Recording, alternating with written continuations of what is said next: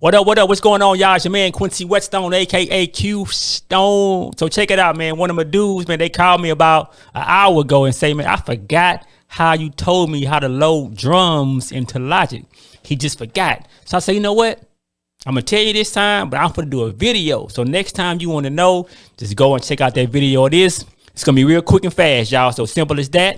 All right, let me go over to my Logic right here. All right, so you open up a new project. You already know how to do that, right? So you want to choose software instrument, of course. See, I use Drum Machine Designer. But for some reason, when you set it up here and you go to instruments and you try to select it here, it doesn't show up. So just go ahead and do an empty channel strip and then hit create. Bam. All right.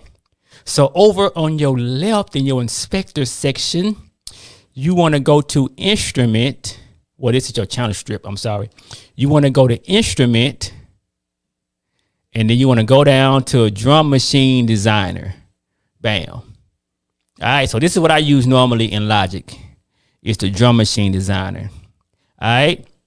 So these are your pads right here. So I'm using a Akai MPD drum controller on my right side here. You can't see it, but I'm using that. So really, and all the pads are already assigned. So now I'm going to add the instruments. So, well, already mapped. I'm sorry. All the pads are already mapped. See, as I'm hitting it, they're already mapped to my MPD because of the setting that I have on here. But that's another thing. So anyway, all right. So now I'm going to my sounds. And, you know, over here on your right is your library. And you can pull it up all types of ways. But I use B because mine is set up. I use the letter B on my keypad. And it brings up my library on the side. And I'm going to all files. Right here, I'm going to find the folder that has my drums. So I'm going to go to my kicks here. Bang. I'm just going to choose a kick real quick. Not going to think too much. I'm going to slide this over to my pad that says kicked. Now, on the Drum Machine Designer, it already has names of pads. So I just use what they have. So if it say kick, I used to put a kick there, but it don't matter. Wherever you want to put it, you can put a snare on the kick pad or whatever, however you want to do it. So I'm going to put a kick on this pad that says kick. And it's already mapped to my MPD. So when I hit my pad, bang, that's it. Simple as that, man. Then you can find your snare. Let me see, find me a quick snare drum here.